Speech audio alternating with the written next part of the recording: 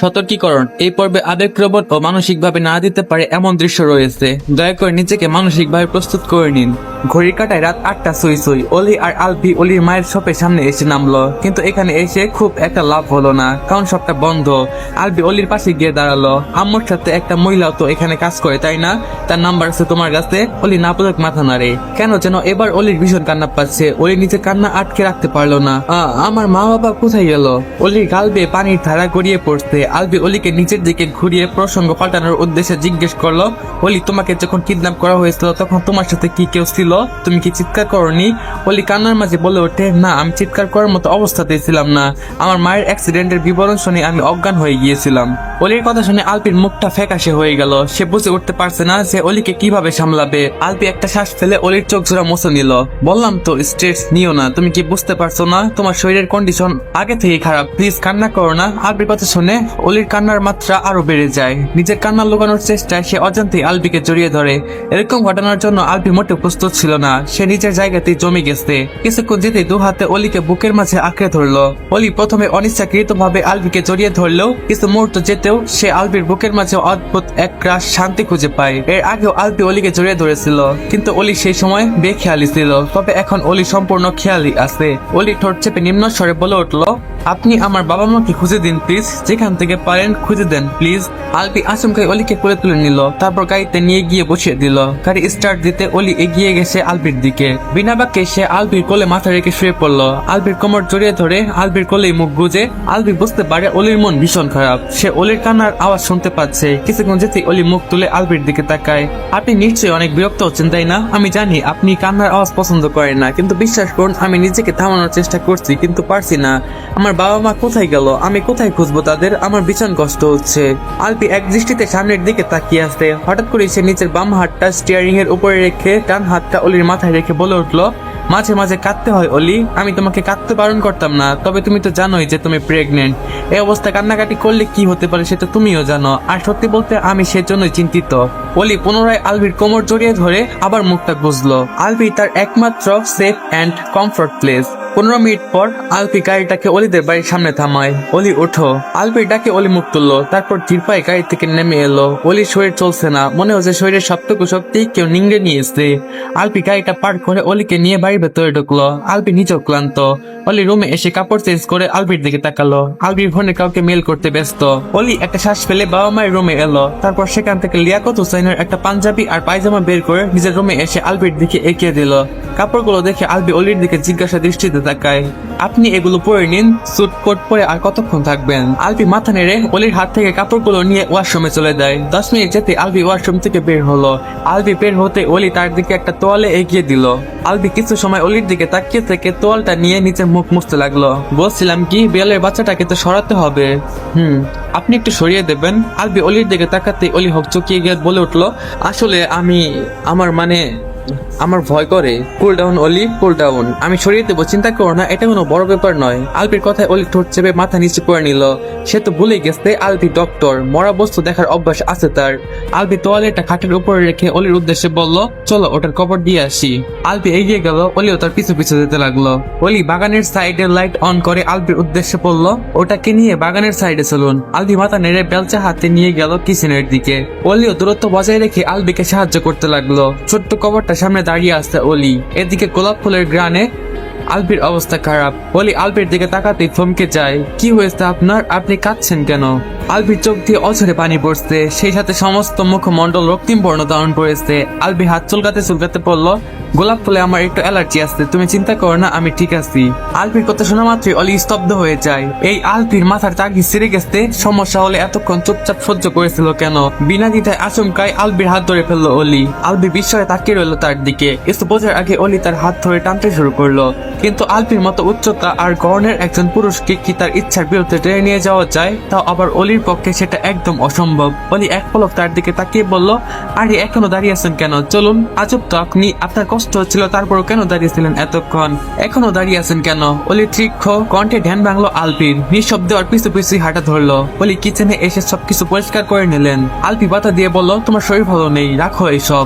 অলি মৃদুস্বরে বলে, ঘর অগোছালো থাকলে আমার শরীর আরো খারাপ লাগবে। আলফি একটা চেয়ার টেনে অলিকে সেখানে বসিয়ে দিয়ে বলল, আমি গুছিয়ে রাখছি। আরে আপনি কিভাবে গুছাবেন? আপনার শরীরটাও তো ভালো নেই, চোখ মুখের কি অবস্থা হয়েছে। আমি ঠিক আছি, তুমি চিন্তা করো না। আলবি গোছাতে শুরু করলো। অলি এসে তাকে আটকায়, এগুলো রাখুন, কাউকে গোছাতে হবে না। আলবি বলল, আমি পারবো, তুমি চুপ থাকো। ঘড়ির কাঁটা এখন 10টার ঘরে। আলবি সবকিছু গুছিয়ে অলির উদ্দেশ্য করে বলল, দেখো সব ঠিক আছে। অলি মাথা নেড়ে হ্যাঁ বলল। অনেক কাজ করেছেন, এখন গিয়ে শুয়ে পড়ুন, কালকে কিন্তু বাবা মাকে খুঁজতে বের হতে হবে। আলবি অলির মুখ বরাবর চুকে বলল, তুমি চিন্তা করো না, কালকে দরকার হলে পুলিশের কাছে যাব। অলি আলবিকে নিয়ে নিজের রুমে এলো। আলবি অলির উদ্দেশ্যে বলল, তুমি ঘুমিয়ে পড়ো, আমি এখানেই আছি। তুমি ঘুমিয়ে গেলে আমি পাশের রুমে গিয়ে শুয়ে পড়বো। অলি মাথা নেড়ে শুয়ে পড়লো। আলবি অলির পাশে গিয়ে বসলো। বেশ কিছুক্ষণ কেটে গেল, অলি ঘুমাতে পারে না। তুমি ঘুমাচ্ছ না কেন? অলি আলবির দিকে তাকিয়ে বলল, আমি ঘুমালি আপনি চলে যাবেন, সেটা ভেবে আমি ঘুমাতে পারছি না। আলবি অবাক চোখে অলির দিকে তাকায়। তুমি চাইছো আমি এখানেই থাকি? অলি ঠোঁট চেপে হ্যাঁ বোতক মাথা নাড়ে। আলবি একটা শ্বাস ফেলে বলে, আচ্ছা আমি যাবো না, এখানেই বসে থাকবো, তুমি ঘুমাও। অলি শহর থেকে উঠে বসে বলল, আমার খাটটা তত বড় নয়, কিন্তু দুইজন শোয়া যায়। মা প্রায় আমার সাথে ঘুমাতেন, আপনিও আমার পাশেই শুয়ে পড়ুন। অলির কথা শুনে আলবি চমকিত নয়নে অলির দিকে তাকায়। যে মেয়েটা তার সাথে ঘুমানোর ভয়ে রূপসার রুমে গিয়ে লুকিয়েছিল, সেই মেয়েটাই আজকে নিচ থেকে তার পাশে ঘুমাতে চাইছে। কি হলো, আপনার প্রবলেম হবে? আলবি না মতক মাথা নাড়ে, আমার সমস্যা নেই। আচ্ছা তাহলে কষ্ট করে লাইটটা অফ করে দিয়ে এসে শুয়ে পড়ুন। আলবি মাথা নেড়ে লাইট অফ করে দিয়ে অলির পাশে এসে শুয়ে পড়লো। বেশ কিছুক্ষণ পর অলি মৃদুস্বরে বলে উঠলো, আমি আপনাকে জড়িয়ে ধরবো। অলির ফিস ফিসিয়ে বলা কথাটা আলবি সরাসরি অসাড় হয়ে গেল। সে জবাব না দিয়ে নিচ থেকে অলিকে টেনে বুকের সাথে মিশিয়ে নিল। অলির মাথায় হাত বুলিয়ে দিয়ে বলল, আমি এই সময়টার জন্য কত অপেক্ষা করেছি তুমি জানো? তুমি কল্পনা করতে পারবে না হানিবি। আলবির গম্ভীর কণ্ঠ শুনে অলির গলা শুকিয়ে এলো। এই সাথে আলবির মুখ থেকে হানিবি ডাকটা শুনে প্রথমবারের মতো তার ভালো লাগা কাজ করলো। অলির হার্টবিট রেট অস্বাভাবিক বেড়ে গেছে। আলবির স্পর্শ তার দেহ এবং মন এক অস্বাভাবিক শিহরণ ছড়িয়ে দিয়েছে। সে ভীষণ ভীত, তবে এটা আলবিকে হারিয়ে ফেলার ভয়। সে কোনো মূল্যে আলবির এই স্পর্শের ভাগ কাউকে দিতে পারবে না। আলবির এই হাতের স্পর্শ শুধুমাত্র তার অধিকার। অলি আলবির বুকের সাথে নিজেকে আরো জড়িয়ে নিল। রাত্রি 12টা। অলি ঘুমাচ্ছে, তার নিঃশ্বাস ভারী, যেন ঘুমের গভীরে তলিয়ে আছে। অথচ আলবির চোখে এক ফোঁটা ঘুম নেই। সে হঠাৎ করে বালিশের নিচ থেকে ফোনটা হাতে তুলে নিল। দিহানের ইমেইলে নিজের নম্বর দিয়েছিল। আলবি সরাসরি দিহানকে কল দিল। দিহান রিসিভ করতেই আলবি খুব শান্তপূর্ণ অলি থেকে নিজেকে ছাড়িয়ে উঠে দাঁড়ালো। হ্যালো অভি, আমি অনেকক্ষণ যাবত বাইরে অপেক্ষা করছি, দরজা খোল, বাইরে অনেক মশা। আলবি এগিয়ে গেল দরজার দিকে। দরজা খুলে দিতে দিহান ভেতরে প্রবেশ করে। তারা দুজনেই ড্রয়িং রুমে এসে বসে। চারপাশে নিস্তব্ধ, ঘরের বাতাস আজ প্রচন্ড ভারী। অনেকক্ষণ চুপ করে বসে থাকার পর দিহান প্রথম মুখ খোলে। ভাবিকে ব্যাপারটা জানিয়ে দেওয়া উচিত অভি। আলভির চল শক্ত হয়ে যায়, চোখ লালচে, তবুও গলার স্বর নিচু করে বলল, অলি এই ব্যাপারে জানতে পারলে আমি অলিকে সামলাতে পারবো না দিহান। কিছুতে অলিকে এই ব্যাপারে জানানো যাবে না। দিহান মাথা নিচু করে হালকা শ্বাস ফেলে বলে, তাই বলে কি শেষবারের মতো বাবা মাকেও দেখতে দিবি না? আলবি দুই হাতে মাথা চেপে ধরে। এতক্ষণ ধরে নিজেকে আটকে রেখেছিল, কিন্তু ভেতরের কষ্টটাকে যেন এখন আর দমাতে পারছে না। মনের ভেতরে একটা হাহাকার জমে আসছে। দিহান পাশে বসে আলবির কাঁধে হাত রাখলো। তুই এরকম করলে কিভাবে হবে বল? ভাবিকে তো তোকেই সামলাতে হবে, তাই না? আলবি কিছুটা সময় নিজেকে একটু শান্ত করে নেয়। সকাল হতে আমি অলিকে নিয়ে বাইরে চলে যাব। সেই সুযোগে তুই আমার আর অলির ফ্যামিলিকে কল দিয়ে আব্বু আর আম্মুর বিষয়টা জানাবি। সবার আগে আমার মামি মানে অলির খালাকে জানাবি। দিহান চুপচাপ মাথা নেড়ে সায় দিল। আলপির চোখ কেমন যেন জল করছিল, দৃষ্টি স্থির রাখতে পারছিল না। এসব কিভাবে হয়ে গেল দিহান? আমি নিজেই তো মেনে নিতে পারছি না। আমার অলি কিভাবে মেনে নেবে? দিহান একটুখানি নিঃশ্বাস ফেলে রয়েশ হয়ে বলল, সেখানে আমি এই বিষয়ে খোঁজ নিয়ে জানতে পেরেছি আন্টির মারাত্মক অ্যাক্সিডেন্ট হয়েছিল। অপারেশন চলাকালীনই উনি মারা যান। আর ভাবিকেও হয়তো সেই সময় কিডন্যাপ করা হয়েছিল। এত কিছু একসাথে ঘটে যাওয়ায় আঙ্কেলের হার্ট অ্যাটাক হয়েছিল। না, চমকা তীক্ষ্ণ চিৎকারে ঘরের শ্বাসশুদ্ধ নীরবতা বিদর্ণ হয়ে গেল। আলবি আর দিহান দুজনে ঝাঁকুনি খেয়ে রুমের দরজার দিকে তাকালো। অলি দাঁড়িয়ে আছে। দরজার ফাঁক দিয়ে পেরিয়ে আসা অন্ধকারে তার মুখটা স্পষ্ট বোঝা যাচ্ছে না, কিন্তু চোখের ভেতরে আতঙ্কটা দূর থেকে ধরা পড়েছে। অলি ধীরে ধীরে এগিয়ে আসে। ওড়নাটা কাঁধ থেকে নামতে নামতে হাত থেকে ফ্লোরে ঝুলে পড়েছে। অলির খেয়াল নেই, গলার স্বর কাঁপছে, বুকের ভেতরটা যেন কেউ পিছে ধরেছে। শ্বাস নিতে কষ্ট হচ্ছে। উনি এসব কি বললেন? আলবি এগিয়ে এসে অলিকে সামলানোর চেষ্টা করলো। দিহান দৃষ্টি সরিয়ে অন্যদিকে তাকালো। অলি এক ঝটকায় আলবির হাত সরিয়ে দিয়ে আশপাশ করতে করতে বলে উঠলো, না, উনি একটু আগে ইয়ার্কি করেছে তাই না? আরে আমাদের বাইরে শপিং করতে যাওয়ার কথা ছিল। আমি মাকে কাপড় কিনে দেওয়ার প্রস্তুতি নিচ্ছিলাম। মা কিভাবে চলে যেতে পারে? বাবা, আমি তো এখন পর্যন্ত তাকে বলতে পারলাম না যে আমি তাকে কতটা ভালোবাসি। আমি মাকেও বলতে পারলাম না যে তারা আমার কাছে ঠিক কতটা প্রিয়। অলি হু হু করে কেঁদে উঠলো। আলভি অলিকে এক কানে বুকের সাথে মিশিয়ে নিল।